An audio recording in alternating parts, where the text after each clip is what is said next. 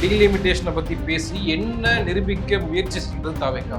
டீலிமிட்டேஷனை பற்றி என்ன பேசுவதுன்றதே இனிமேல் தான் அவங்களுக்கு தெரிய போகுது.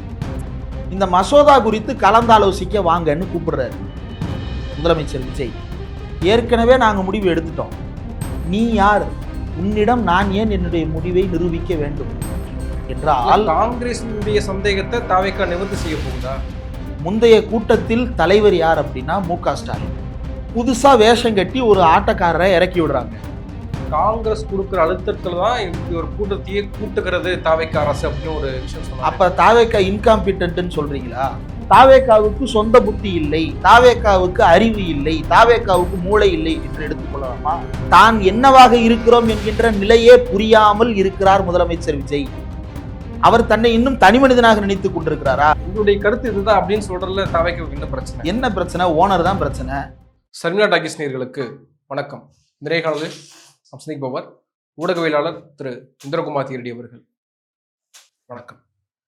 டீலிமிட்டேஷன் கூட்டத்தில் திமுக பங்கேற்கல, குறிப்பாக திமுக, பாமக உள்ளிட்ட கட்சிகள் பங்கேற்கல அப்படின்றத பார்க்கிறோம். தேமுதிகவும் பங்கேற்கல, மக்கள் நீதி மையம் பங்கேற்கலன்றதை பார்க்கிறோம். மொத்தம் 57 நாடாளுமன்ற உறுப்பினர்கள் தமிழ்நாட்டில் இருந்து இருக்கிறாங்க. அதில் 20 நாடாளுமன்ற உறுப்பினர்கள் தான் பங்கேற்கிறாங்கன்றத பார்க்க முடியுது. இது திமுக தரப்புல இருந்து காவேரி பிரச்சனையை திசை திருப்பும் முயற்சியாக ஆளும் தாவேக்கா அரசு செய்து அப்படின்னு ஒரு குற்றச்சாட்டு முன்வைக்கப்படுது.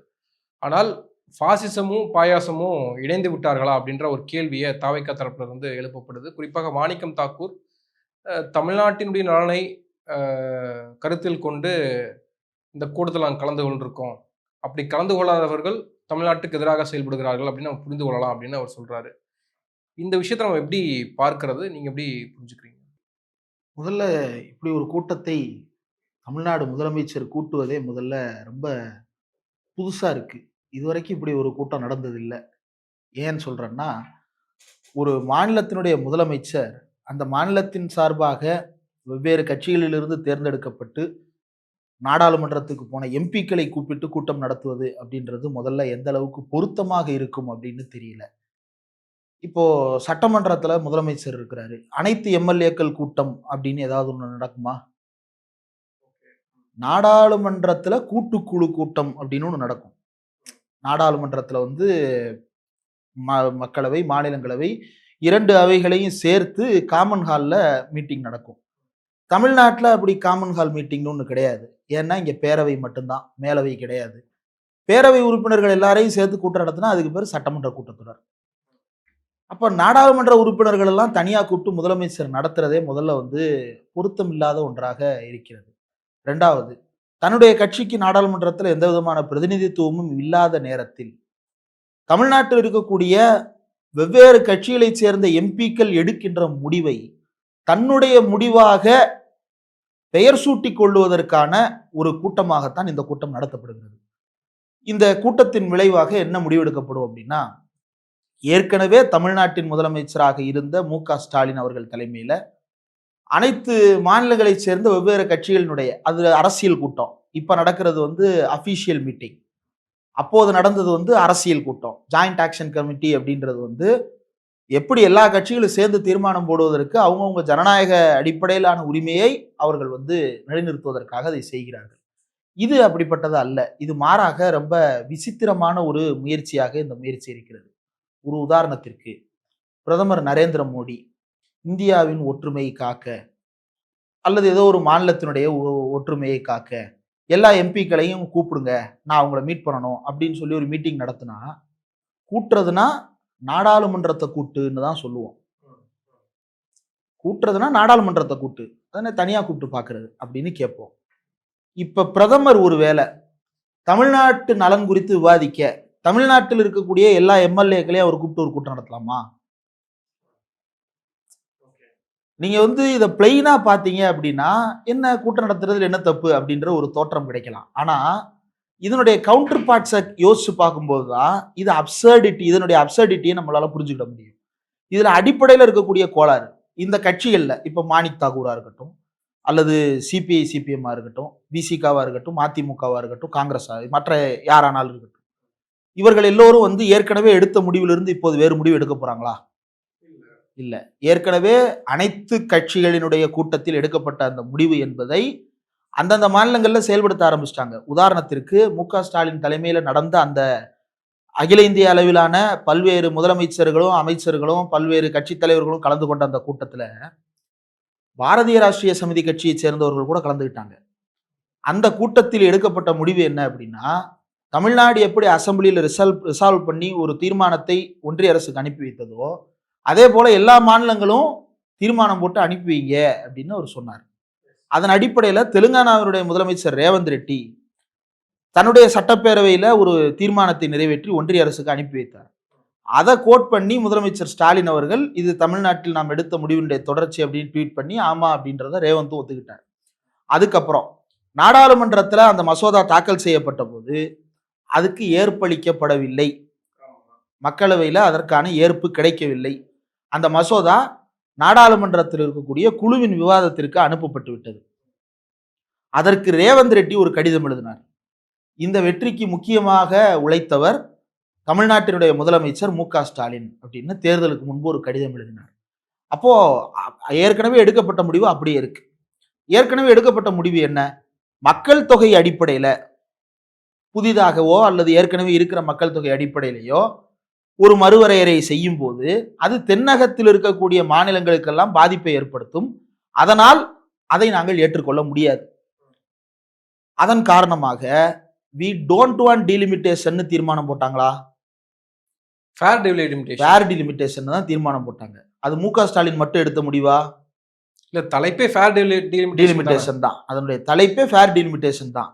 அப்போ பினராயி விஜயன் பேசுனதும் ஃபேர் delimitation, டி.கே. சிவகுமார் பேசுனதும் ஃபேர் delimitation, பாரதிய ராஷ்டிரிய சமிதி பேசுனதும் ஃபேர் delimitation, அதே தெலுங்கானாவில் ஆளும் கட்சியாக இருக்கக்கூடிய ரேவந்த் ரெட்டி பேசுனதும் ஃபேர் delimitation, தமிழ்நாட்டில் இருக்கக்கூடிய அனைத்து கட்சி தலைவர்கள் பேசுனது ஃபேர் delimitation. அது எது ஃபேர் delimitation? நம்ம சொன்னது என்ன அப்படின்னா, மக்கள் தொகையை அளவீடாக கொண்டு தொகுதிகளை மறுவரை செய்யக்கூடாது. ப்ரொபோர்ஷனேட் அடிப்படையில் கொண்டு வரணும். ஏற்கனவே இருக்கின்ற பங்கை குறைத்து விடக்கூடாது. இதுதான் தமிழ்நாட்டில் எடுக்கப்பட்ட கூட்டு முடிவு. இப்ப காங்கிரஸ் வேற முடிவு எடுக்க போறாங்களா? விசிக, சிபிஐ, சிபிஎம், அதிமுக வேற முடிவு எடுக்க போறாங்களா? இல்ல. ஆனா தாவேகா என்ன முடிவு எடுக்க போகுது? தாவேகா முடிவு எடுத்தாலும் எடுக்காட்டியும் அது நாடாளுமன்றத்தின் செயல்பாட்டை பாதிக்காது. ஏன்னா நாடாளுமன்றத்தில் அந்த கட்சிக்கான பிரதிநிதித்துவம் கிடையாது. அவர்கள் இருந்த ஒரே வாய்ப்பையும் வேண்டுமென்றே காங்கிரசுக்கு விட்டு கொடுத்தார்கள். பிரவீன் சக்கரவர்த்தியை அனுப்பி வைத்தார்கள். ஏன் அனுப்பி வைத்தார்கள்? ஏன் தாவேகா அந்த மாநிலங்களவை உறுப்பினர் பதவியை விட்டு கொடுக்கணும்? நீங்க நல்லா யோசிச்சு பாருங்க. ஒரு கட்சி குறுகிய காலத்தில் தமிழ்நாட்டில் ஆட்சி பொறுப்பை ஏற்று இருக்கிறது. நாடாளுமன்றத்துல ஒரு உறுப்பினரை பெறுவதற்கான வாய்ப்பு, அது சட்டப்படியான வாய்ப்பு தானே, அது தாவேகாவிற்கான வாய்ப்பு தானே. அந்த வாய்ப்பை எதற்காக காங்கிரசுக்கு விட்டு கொடுத்தார்கள்? இப்போ முடிச்சிட காங்கிரஸ் உதவியதற்கு ஒரு உதவியாக இதை செய்தோம். நாடாளுமன்றத்தில் எக்ஸ்பீரியன்ஸான கட்சிக்கு பிரதிநிதித்துவம் வேணும். அப்ப தமிழ்நாட்டு சட்டப்பேரவையிலும் எக்ஸ்பீரியன்ஸான கட்சிக்கு பிரதிநிதித்துவம் கொடுக்குறேன்ற அடிப்படையில் தாவேகா எங்களுக்கு அமைச்சரவையில எந்த பொறுப்பு வேண்டாம், கூட்டணியில் இருக்கக்கூடிய எல்லாருக்கும் கொடுங்க அமைச்சரவையை, அது போக மிச்சம் இருந்தா நம்ம எடுத்து போன்ற முடிவு எடுத்தாங்களா? இல்ல. அப்போ எது தனக்கு மைலேஜ் தேடி தருவதற்கு வாய்ப்பாக அமையுமோ அதை மட்டும் தான் தாவேகா செய்தது. அதைத்தான் இப்போதும் செய்திருக்கிறார்கள். நாடாளுமன்றத்தில் இந்த குரலை ஒழிப்பதற்கான வாய்ப்பை தாவேகா வேண்டும் என்றே விட்டது. காரணம், நாடாளுமன்றத்துல போய் பேசினா முதலாளி கோவிச்சுப்பாரு. அதனால காங்கிரஸ் அனுப்பி விட்டாங்க. சரி, இப்ப காங்கிரஸ் வந்தே மாதரம்னு ஒரு பாட்டு பாடுறது தொடர்பான பிரச்சனை வந்துச்சு. காங்கிரஸுடைய நிலைப்பாடு என்ன? வந்தே மாதரம் பாடுவதில் அகில இந்திய காங்கிரஸ் கமிட்டியின் நிலைப்பாடு என்ன? அது தேசிய பாடலை அறிவிச்சதே காங்கிரஸ் தான் வந்துருமே. அப்புறம் தேசிய கீதம் எனக்கு சின்ன வயசுல எல்லாம் குழப்பம். நம்ம பாட புத்தகத்துல எல்லாம் பார்த்திருப்போம். முதல்ல தமிழ்தாய், முதல்ல தேசிய கீதம் இருக்கும், அப்புறம் நாட்டுப்பண் அப்படின்ற தலைப்புல இருக்கும், அடுத்து நாட்டு பாடல் அப்படின்னு ஒண்ணு இருக்கும். என்னடா நாட்டுப்பண் நாட்டு பாடலா? பண்ணுனா என்ன, பாடல்னா என்ன? கீதம்னா இசை, பாடல்னா எழுதப்பட்ட இசை. அப்ப இது எழுதப்படாத இசையா? இப்படிலாம் குழப்பம். அந்த அளவுக்கு குழப்பத்தை ஏற்படுத்தினதே காங்கிரஸ் தானே. அந்த பாடலின் மீது தங்களுடைய கருத்துக்களை நாடாளுமன்றத்தில் ஏன் பேசல? 2 பேர் தான் பேசினாங்க. திமுக உறுப்பினர்கள் 2 பேர் மட்டும்தான் இது குறித்து நாடாளுமன்றத்தில் பேசியதே. ஏன் மற்ற உறுப்பினர்கள் யாரும் பேசல? ஏன் இப்போ வரைக்கும் வாய் திறக்க மாட்டாங்க? இந்த டீலிமிட்டேஷன் விவகாரத்துல நீங்க சொன்னதுபடி காங்கிரஸுக்கு, சிபிஎம்க்கு, இடதுசாரிகளுக்கு இல்ல விசிகாவுக்கு மாற்று கருத்து இருக்க போவதில்லைன்ற மாதிரி திமுகவுக்கும் மாற்று கருத்து இருக்க போகுது ஆமா டீலிமிட்டேஷன் விவகாரத்துல. ஆமா அப்போ இந்த கூட்டத்துல பங்கெடுத்து அவங்களுடைய திமுகவுக்கு மாற்று கருத்து இல்லைன்றதை ஏற்கனவே சொல்லிட்டாங்க. இந்த கூட்டத்துல கலந்துகிறதுக்கான நோக்கம் என்ன? What you are going to resolve in the meeting? இல்ல இப்போ மு க கலந்துட்டா ஸ்டாலின் மார்ச் 5ஆம் தேதி ஒரு மீட்டிங் கூப்பிட்டார். ம். இல்ல எல்லா இப்போ மாநில ஒரு பாயிண்ட் முதலமைச்சர்களும் வைக்கிறாங்களா கூப்பிட்டார். தாவேக்கா? பாசிசமும் பாயாசமும் இணைந்துருச்சா? இல்ல அதுக்கு வந்து தான் பதில் சொல்றேன். பாஜகவுக்கு துணை போகிறதா திமுக அப்படின்னு அதுக்கு தான் பதில் சொல்றேன். அதுக்கு தான் முதல் கேள்வி கேட்டேன். வந்தே மாதரம் பாட்டுல திமுகவின் நிலைப்பாடு என்ன? காங்கிரசின் நிலைப்பாடு என்ன? யார் யாரோடு உறவாடி கொண்டிருப்பது? இடபிள்யூஎஸ்ல தமிழ்நாட்டின் நிலைப்பாடு என்ன? காங்கிரசினுடைய நிலைப்பாடு என்ன? ஃபேர் டிலிமிட்டேஷன்ல உத்தரப்பிரதேஷ் காங்கிரசினுடைய நிலைப்பாடு என்ன? திமுக தலைவர் அன்றைய முதலமைச்சர் ஸ்டாலின் கூப்பிட்ட போது ஃபேர் டிலிமிட்டேஷன் அப்படின்ற தலைப்புல விவாதிப்போம் வாங்கன்னு சொல்லி தான் கூப்பிட்டார். இந்த மசோதா குறித்து கலந்தாலோசிக்க வாங்கன்னு கூப்பிடுறாரு முதலமைச்சர் விஜய். ஏற்கனவே நாங்க முடிவு எடுத்துட்டோம். நீ யார்? உன்னிடம் நான் ஏன் என்னுடைய முடிவை நிரூபிக்க வேண்டும்? குடியரசுத் தலைவர்கிட்ட நிரூபிக்கணும், பிரதமர்கிட்ட நிரூபிக்கணும். அங்க நாங்க நிரூபிப்போம். இதை எதிர்க்கிறோன்றத அங்க பதிவு பண்ணுவோம். ஏற்புடைய வகையில இதுக்கு என்ன பிரச்சனைனா மசோதாவே இன்னும் வரல. அது கரெக்ட். இப்போ அப்படி ஒரு மசோதாவே இன்னும் வரல. அது நாடாளுமன்ற குழுவுக்கு அனுப்பப்பட்டதோட சரி. அதற்கப்புறம் வந்து டிராஃப்ட் இன்னும் வரல. இல்ல இன்னும் 5 நாட்கள் நாடாளுமன்றம் நடக்க போகுது. ஆமா இதற்குள்ளாக ஒரு டீலிமிட்டேஷன் மறுபடியும் தொகுதி மறுவரையை கொண்டு வந்தாங்க அப்படின்னா அதை எதிர்க்கிறதுக்கு ஒரு முடிவு ஏற்கனவே எடுத்தாச்சுல அந்த முடிவை, திரும்பவும் ஏன் அந்த முடிவை மறுபடியும் எடுக்கிறீங்கன்னு கேட்கிறேன். ஓகே. ஏற்கனவே எடுத்தாச்சுல முடிவு, மறுபடியும் அதே முடிவை எடுப்பதற்கு ஏன் மீண்டும் கூடுகிறீர்கள் என்றால், காங்கிரசினுடைய சந்தேகத்தை தாவேக்கா நிவர்த்தி செய்ய போகுதா? முந்தைய கூட்டத்தில் தலைவர் யார் அப்படின்னா மு.க. ஸ்டாலின். அதன் மூலமாக அவருக்கு அகில இந்திய அளவில் ஒரு பெரும் செல்வாக்கு உருவானது. அகில இந்திய முடிவை தென்னாட்டின் முனையிலிருந்து ஒருவர் தீர்மானித்து விட்டார். ஒரு மசோதாவை தோற்கடிக்க இந்தியா முழுவதும் இருக்கக்கூடிய கட்சிகளை தமிழ்நாட்டில் ஒன்று சேர்த்து விட்டார். சென்னை மாகாணத்தில் ஒன்று சேர்த்து விட்டார். அப்படின்றது அகில இந்திய அளவில் ஸ்டாலினுக்கு ஒரு பெரிய எலிவேஷன். இப்போ அதை நல்லிஃபை பண்ணணும். புதுசா வேஷம் கட்டி ஒரு ஆட்டக்காரரை இறக்கி விடுறாங்க. அந்த ஆட்டக்காரருக்கு இப்போ வந்து வேஷம் கட்டி, அவர் கள்ளப்பாட்டா இருந்தார் இவ்வளவு நாள், இப்ப ராஜபாட்டு கட்டி விட்டு நீ கொஞ்ச நாள் ராஜபாட்டாரு அப்படின்னு சொல்லிட்டு பழைய ராஜபாட்டை கழித்து விட்டு புதிய ராஜபாட்டை ஏற்பாடு பண்றாங்க. மு.க. ஸ்டாலின் இருந்த இடத்தில் விஜய் வைத்து நிரப்புவது. இதனுடைய வழி என்ன அப்படின்னா, இதன் மூலமாக விளைகின்ற விளைவு என்ன அப்படின்னா, தாவேக்காவை சுற்றி இருக்கக்கூடிய கட்சிகள்ல எனக்கு தெரிந்து சிபிஐ சிபிஎம் ஆகிய கட்சிகளை தவிர்த்து, ஏன்னா சிபிஐ சிபிஎம் வந்து ரொம்ப தெளிவாகவே முடிவை அறிவித்திருக்கிறார்கள். நாங்கள் இந்த ஆட்சி நடத்துவதற்கு தான் ஆதரவு, கூட்டணிக்கெல்லாம் போகவில்லை அப்படின்னு. அதை ஏன் நான் நம்புறேன்னா, அவங்க இடது முன்னணியை உருவாக்குவதற்கான வேலையில் ஈடுபட்டு இருக்கிறார்கள்.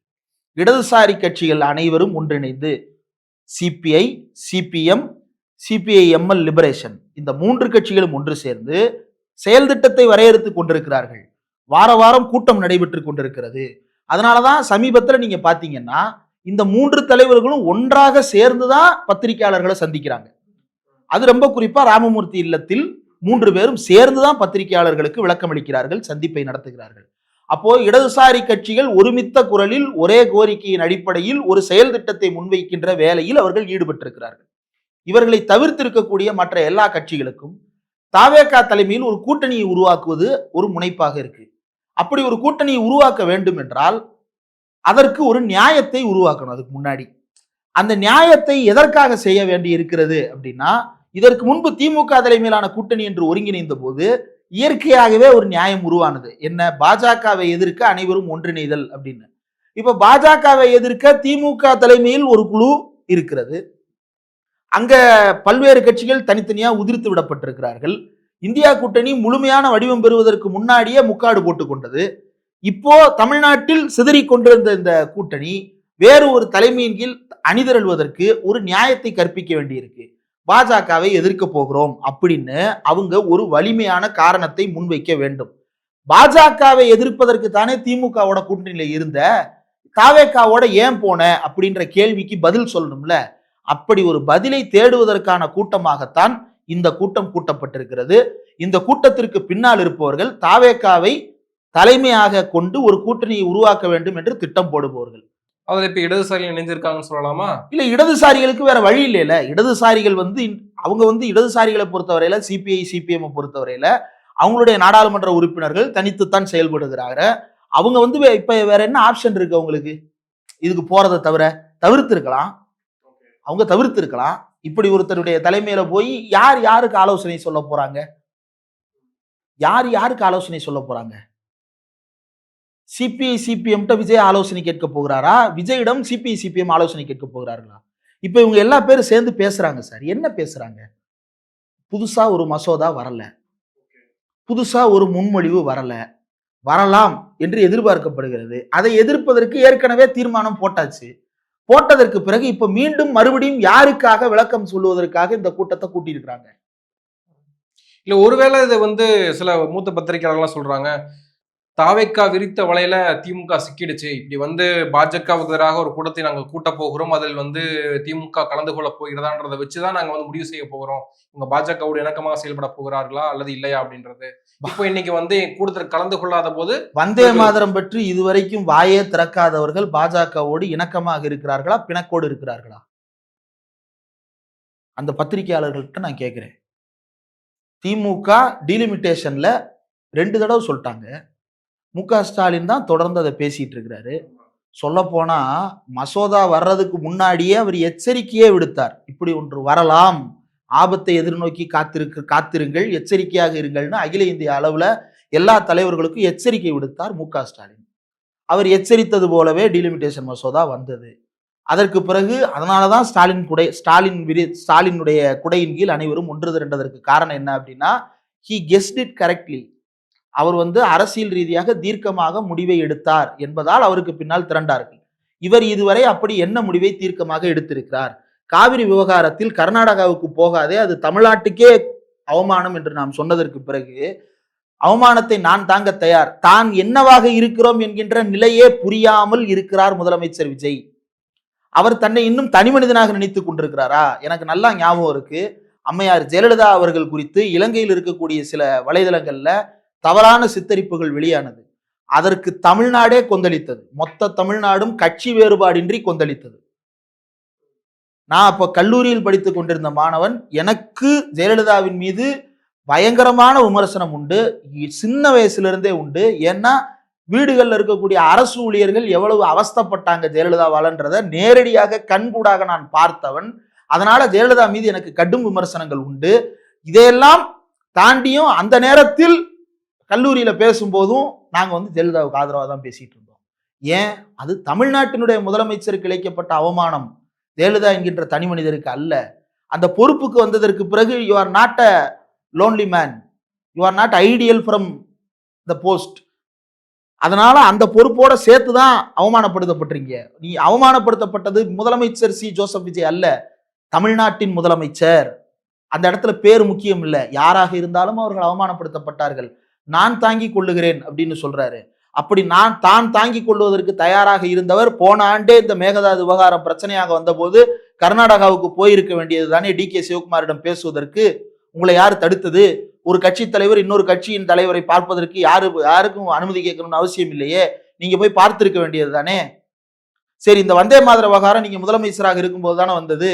மானரோஷம் பார்க்காம நேரடியா போய் வந்தே மாதரம் பாட்டுக்கு எதிர்ப்பு தெரிவிச்சுட்டு வந்திருக்க வேண்டியது தானே. குடியரசுத் தலைவர்கிட்ட போய் அல்லது பிரதமர்கிட்ட போய் நேரடியாக எதிர்ப்பு தெரிவிச்சுட்டு வந்திருக்க வேண்டியதானே. அதுல உங்களுடைய நிலைப்பாடு என்ன? வந்தே மாதரம் பாடலை இப்போது சட்டமாக்கி வருவதற்கு உங்களுடைய நிலைப்பாடு என்ன? இப்போ வரைக்கும் தெளிவுபடுத்தல. ஆனா அவங்க பாஜகவோட உறவுல இருக்கிறதா சொல்ல மாட்டாங்க. திமுக ரொம்ப தெளிவாக நாங்கள் ஏற்கனவே என்ன முடிவு எடுத்தோமோ அந்த முடிவில் மாற்றம் இல்லை என்று சொன்னதற்கு பிறகும் திமுக காம்ப்ரமைஸ் பண்ணுது என்று சொல்லுவது யாரை ஏமாற்று? ஒருவேளை இது காங்கிரஸ் அழுத்தமா? ஏன்னா அன்புமணி சொன்னாரு, காங்கிரஸ் கொடுக்கிற அழுத்தத்துலதான் இப்படி ஒரு கூட்டத்தையே கூட்டுகிறது தாவேக்கா அரசு அப்படின்னு ஒரு விஷயம் சொன்னாரு. அப்ப தாவேக்கா இன்காம்பிட்டன்ட்னு சொல்றீங்களா? அடுத்தவன் சொல்றதை கேட்டு செயல்படுற அளவுக்கு தான் வக்கற்றவர்களாக மூளையற்றவர்களாக தாவேக்கா இருக்கிறாரு.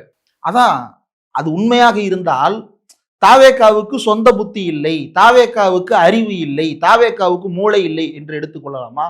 இல்ல ரொம்ப நாளா வந்து திமுக வெயிட் பண்ணிட்டு இருந்துச்சு பாஜக கூட போகலான்னு. இப்ப அதுக்கு போயிட்டாங்களா? காங்கிரஸ் வெளியே போனதுனால அந்த ஆப்ஷன் வந்து திறந்து விடப்பட்டிருக்கு. அவங்களுக்கு ஒரு இலவாக. இப்ப போய் பாஜகவோடு யாரெல்லாம் பேசிட்டு வந்திருக்கிறாங்க அப்படின்னா, கிரண் ரிஜிஜுவோட ராகுல் காந்தி தான் பேசிட்டு வந்திருக்கிறாரு. உங்களுக்கு பிடிச்ச தலைவர் யாரு? அதாவது இப்ப ராகுல் காந்தி வந்து இன்ஸ்டால இறங்கிட்டாரு.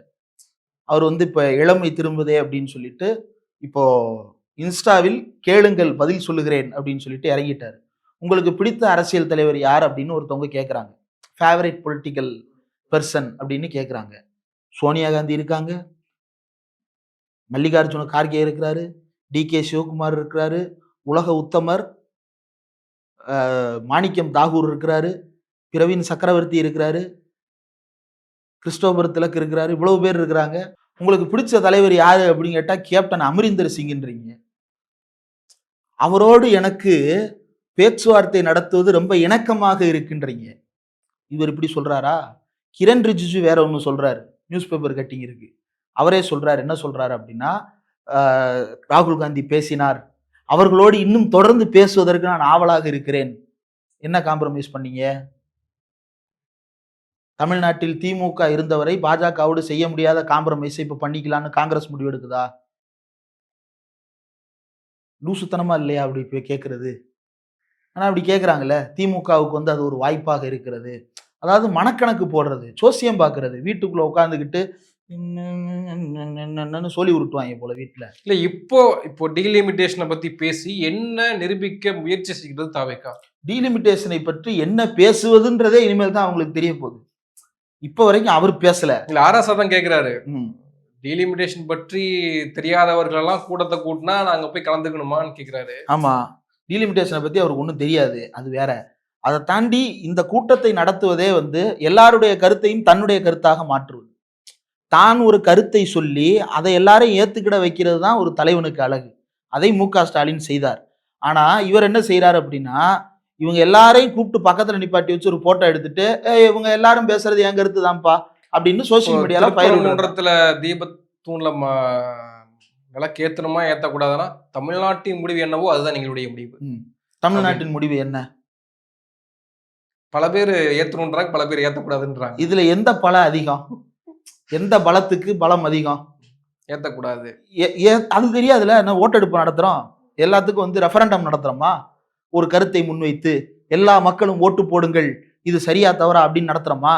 என்ன மக்களின் கருத்து எங்களின் கருத்து? மக்களின் கருத்து எது? தலைமை தாங்க ஒரு விஷயத்தை தீர்மானிக்கணும். அதுக்கு தானே தேர்ந்தெடுக்கிறது. அதுல என்ன எங்களுடைய கருத்து இதுதான் அப்படின்னு சொல்றதுல தவைக்கு என்ன பிரச்சனை? என்ன பிரச்சனை? ஓனர் தான் பிரச்சனை.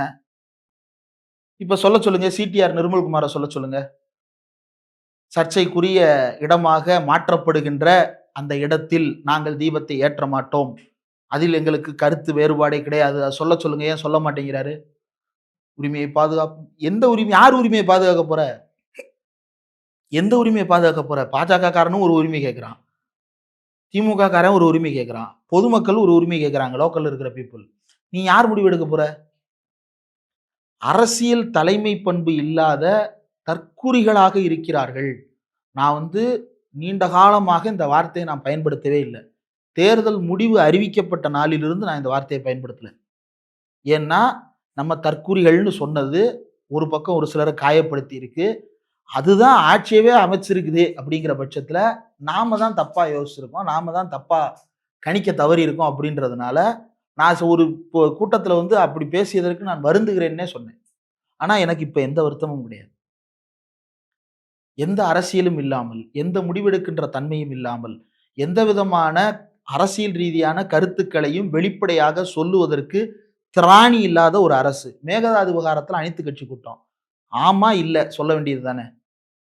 கூட்டுவோம்னு சொல்லு, இல்ல கூட்ட மாட்டோம்னு சொல்லு. அதுல தேவைப்படாது, இதுல ஏன் தேவைப்படுது? அங்க தேவைப்படாத அனைத்து கட்சி தீர்மானமே போட்டாச்சே. எந்த தீர்மானம் போட்டாங்க? காவிரி விவகாரத்துல நாங்க அதுதான் ஏற்கனவே தீர்மானம் திமுக போட்டிருக்கே. நீ என்ன புதுசா போட்டுறீங்க? ஏற்கனவே தான் திமுக போட்டாச்சுல. நீங்க இதை ரீடு தானே பண்றீங்க. நீங்க இதுல ஒரு பேட்டர்ன் இருக்கு. திமுக செய்ததை எல்லாம் இவர்கள் ரீடு செய்வதை வந்து பலரும் என்ன நினைக்கிறாங்க அப்படின்னா, அதுதான் தமிழ்நாட்டின் மரபு, அதுதான் தமிழ்நாட்டின் உரிமை, அப்படிதான் தொடரணும் அப்படின்னு நினைக்கிறாங்க. தொடரணும் அப்படின்னா தொடர்ச்சி என்பது அடுத்த கட்ட வளர்ச்சியை நோக்கியதாக இருக்கணுமே தவிர, தொடர்ச்சி என்பது பின்னோக்கி இழுப்பதாக இருக்கக்கூடாது. அடுத்த கட்டத்திற்கு என்ன நகர்த்தி சென்றீர்கள் அப்படின்றதுதான் கேள்வி. அந்த கேள்விக்கு தாவேக்காவிடம் பதில் கிடையாது. அவங்க என்ன செய்யறாங்கன்னா, திமுக செய்தது, ஸ்டாலின் செய்தது என்று எதுவெல்லாம் வரலாற்றில் இருக்குமோ அது எல்லாத்தையும் அதற்கப்புறம் இவரும் செய்தார் அப்படின்ற பேர்ல ஸ்டாலினுடைய லெகசியை எரேஸ் பண்றது தான் இவங்களுடைய நோக்கம். அப்படி ஸ்டாலினுடைய ஹிஸ்டரியை உங்களால சில ரெக்கார்ட்ஸ்ல இருந்து உங்களால எரேஸ் பண்ணவே முடியாது. சிலர் கூட சொல்றாங்க அந்த திட்டத்தில் ஸ்டாலின் இருக்கிறார், இந்த திட்டத்தில் ஸ்டாலின் இருக்கிறார் அப்படின்னு சொல்லிட்டு. நிச்சயமாக அந்த திட்டங்களில் எல்லாம் ஸ்டாலின் இருக்கிறார். அதை தாண்டி இந்த தமிழ்நாட்டுக்கு என்று ஒரு இறையாண்மை இருக்கிறது அப்படின்றத வலியுறுத்தியது மு.க. ஸ்டாலின் தான். அந்த இடத்த தாவேக்காவால எந்த காலத்திலும் நிறைக்கவே முடியாது. இல்ல அது மக்களினுடைய வரிப்பணம் தானே. நீங்க கொடுக்கலையே, மக்களினுடைய வரிப்பணத்தை நீங்க எடுத்து கொடுத்துருக்கீங்க. அதுல என்ன அரசியல் ஆதாயம் தேட வேண்டியது இருக்கு? அரசியல் அடையாளம் ஏன் தேட வேண்டியது? இவங்க எங்க இருந்து எடுத்து கொடுக்குறாங்க? நேபாள்ல இருந்து எடுத்து கொடுக்குறாங்களா? அல்ல அமெரிக்காட்ட இருந்து வாங்கி பெயர் மாற்றம் செய்வதெல்லாம் அந்த புதிய அரசு பொறுப்பேற்றுக்கக்கூடிய அரசு அவங்களுடைய முடிவு தானே. அதை நம்ம கிரிட்டிசைஸ் பண்ண முடியாது. அதான் அதை லாஃபுல்லா பேசுவாங்க. லீகலா அரசாங்கத்துக்கு பேர் மாத்துற உரிமை இருக்கே, மாத்தலாமே அப்படின்னு சொல்லிட்டு. இதுல லீகாலிட்டிக்கும் ஃபேர்னஸுக்கும் இடையில இருக்கக்கூடிய வேறுபாட்டை நம்ம புரிஞ்சுக்கணும். எது லீகல்? நீங்க எந்த கேஸ்லனாலும் யாரனாலும் எப்பனாலும் தூக்கி உள்ள வைக்கலாம். லீகல். Is it fair? அது சரியா, அது அறமா அப்படின்ற அந்த கேள்விக்கான பதிலில் தான் அரசியல் இருக்கிறது. அந்த அரசியல் நிலைப்பாட்டை எடுப்பதற்கு தாவேக்காவிற்கு தகுதியும் இல்லை, அவர்களுக்கு திராணியும் இல்லை. அதனால தான் ஏற்கனவே ஸ்டாலின் கூட்டத்தை போல இப்ப என்னன்னா திமுகவை ஐசோலேட் பண்றதுதான் இவங்களுடைய லார்ஜர் கேம் பிளான். திமுகவை ஐசோலேட் பண்றது பாஜகவினுடைய லார்ஜர் கேம் பிளான். அதன் வழியாக அது தாவேக்காவினுடைய கேம் பிளானாகவும் இருக்கு. அதனால திமுக எப்படியும் வரமாட்டாங்கன்னு நல்லா தெரியும் இவங்களுக்கு. திமுக வரமாட்டாங்க நல்லா தெரியும். எதற்காக? அதற்கப்புறம் கூட்டணி கட்சி தலைவர்கள் மூலமாக ஒரு அழுத்தத்தை உருவாக்கி நாங்க எவ்வளவோ கூப்பிட்டோம், திமுக வரல. திமுக நாடாளுமன்றத்தில் முடிவை மாற்றி எடுத்தா அதுக்கப்புறம் அதை பேசுவோம். நாடாளுமன்றத்தில் முடிவெடுக்கிறதுக்கு அருகதையோ தகுதியோ ஆட்களோ இல்லாத ஒரு கட்சி இன்றைக்கு நாடாளுமன்ற உறுப்பினர்களுடைய கூட்டத்தை கூட்டு யார் யாரெல்லாம் உட்கார்ந்துருக்கான்னு பாருங்க.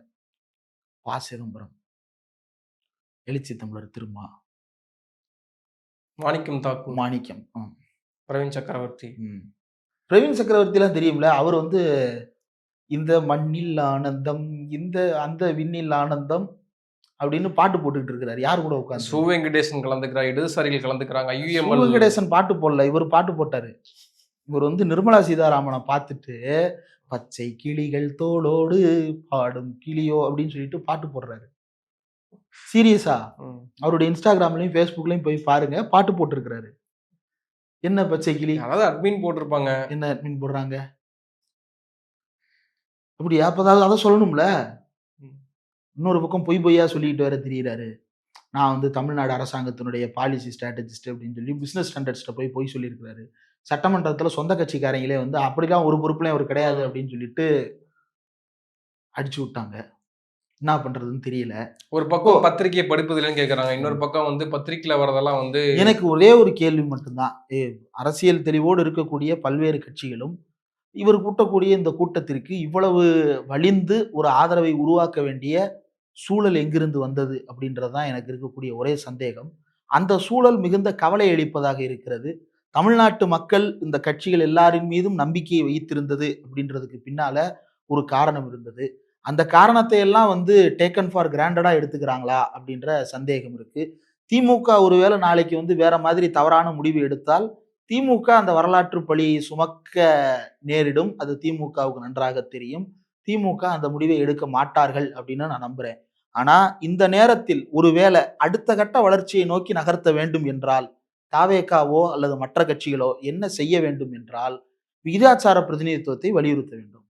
எப்படி விகிதாச்சார பிரதிநிதித்துவத்தை வலியுறுத்துறது? ஒவ்வொரு கட்சியும் எவ்வளவு வாக்குகள் பெற்று இருக்கிறார்களோ அந்த வாக்குகளின் அடிப்படையில் நாடாளுமன்ற உறுப்பினர்களுடைய எண்ணிக்கை தீர்மானிக்கப்பட வேண்டும் என்று கொண்டு வந்தால் பாஜகவிற்கு இந்த அசுரபலம் எந்த கட்சிக்கும் இப்படிப்பட்ட ஒரு அசுரபலம் எந்த காலத்திலும் கிடைக்காது. அதே நேரத்தில் அந்தந்த மாநிலங்களுடைய உரிமைகளை பிரதிபலிக்கின்ற வகையில் அது அமையும். இன்னொன்று, இந்த ஃபேர் டீலிமிட்டேஷன் அப்படின்றதுல எனக்கு பர்சனலாக இருக்கக்கூடிய கருத்து என்ன அப்படின்னா, எல்லா மாநிலத்திலையும் மக்கள் தொகை அதிகரிச்சுக்கிட்டே தான் இருக்கும். மக்கள் தொகை அதிகரிப்புக்கு ஏற்ப ஆட்களை அதிகரித்து கொண்டே போக வேண்டியதுதான். ஆட்களை அதிகரித்து கொண்டே போக போக அவைகளை பெரிது பெரிதாக கட்டி கொண்டே இருக்க வேண்டியதுதான். வருஷம் முழுக்க நாடாளுமன்றம் நடக்குமா? சரி, 1000 பேர் உள்ள போய் உட்கார்ந்தாச்சு. 1000 பேரும் பேசுறதுக்கு நேரம் கிடைக்குமா? என்ன பஜனை மடமா அது? எல்லா பேரும் சேர்ந்து உட்கார்ந்து பாட்டு பாடுறதுக்கு? அதுதான் அடுத்த கட்ட வளர்ச்சி. ஃபேர் டீலிமிட்டேஷன்ல இருந்து அடுத்த கட்ட வளர்ச்சினா எது? டீலிமிட்டேஷன் எதற்காக பண்றோன்ற கேள்வியை எழுப்பணும்ல. ஓகே. அத கலைஞர் கேட்டிருக்கிறார். அத திமுக தலைவர்கள் தான் கடந்த காலத்தில் கேட்டிருக்கிறார்கள். மார்க்சிஸ்ட் கட்சி தலைவர்கள் கண்டிப்பாக கேட்டிருக்கிறார்கள். அந்த இடத்தை நோக்கில நகரணும். அதுதான் அடுத்த கட்ட வளர்ச்சியாக இருக்கும். அதை நோக்கி யாராவது பேசுறாங்களா? அதை நோக்கி பேசாம நீ இன்னைக்கு எங்க இருக்கிற, நாளைக்கு எங்க இருக்க போற, இங்க வருவியா மாட்டியா அப்படின்றது. இங்க வந்தா நீ இது இது எப்படி இருக்கு அப்படின்னா, அந்த ஸ்கூல்ல வந்து பசங்க வந்து கிளாஸ் ரூமுக்குள்ள வரும்போது கவுண்ட் பண்ணிக்கிட்டு இத்தனாவதா வர்றவன் இத்தனாவது, இத்தனாவதா வர்றவன் இத்தனாவதுன்னு சொல்லிட்டு அருவருப்பான ஒரு செயலை புரிதல் இல்லாம செஞ்சுட்டு இருப்பாங்கல்ல. அதுக்கு இதுக்கு என்ன வேறுபாடு? நீ வந்தா இது, நீ வரலைன்னா அது. என்னது? நீ எதுக்கு முதல்ல கூட்டம் நடத்துறனே உனக்கு தெரியாது. என்ன முடிவெடுக்க போறீங்கன்னு உங்களுக்கு தெரியாது. நோக்கம் ஒண்ணே ஒண்ணுதான், ஸ்டிக்கர் அடிக்கணும். டீலிமிட்டேஷனுக்கு எதிரான முகமாக ஸ்டாலின் இருந்தார். அந்த இடத்துல வந்து வேற ஒரு ஸ்டிக்கரை மேல பேட்ச் ஒர்க் பண்ணணும். அந்த பேட்ச் ஒர்க்குக்கு இப்படி ஒரு கூட்டம் தேவைப்படுகிறது. தாராளமாக வேஷம் கட்டி நடந்துக்கிறதே 20 பேர் தான். அதுவும் தமிழ்நாடு நாடாளுமன்ற உறுப்பினர்கள் ஆமா. தான். அகில இந்திய அளவுல கூட்டத்துக்கும் இங்க தமிழ்நாட்டுல உள்ள 20 பேர்த்த கூட்டுறதுக்கும் வித்தியாசம் இருக்குல்ல. அது நம்மை போன்ற அரசியல் பேசுபவர்களுக்கு, அது நம்மை போல அரசியலை தீவிரமாக கவனித்து தீவிரமாக உரையாடுபவர்களுக்கு, சரியோ தவறோ ஒன்றன் மீதான பார்வையை நாம் பேசுறோம்ல, அது அப்படி ஒரு பார்வை வேணும்ல. அப்படி ஒரு பார்வையே இல்லாத ஒரு கட்சிக்கு எதற்காக இப்படி ஒரு கூட்டம் நடத்த வேண்டிய தேவை வந்ததுன்றதுதான் எனக்கு புரியல. நன்றி. நிறைய விஷயங்களை பகிர்ந்துருக்கீங்க. உங்க நேரத்துக்கு மிக்க நன்றி.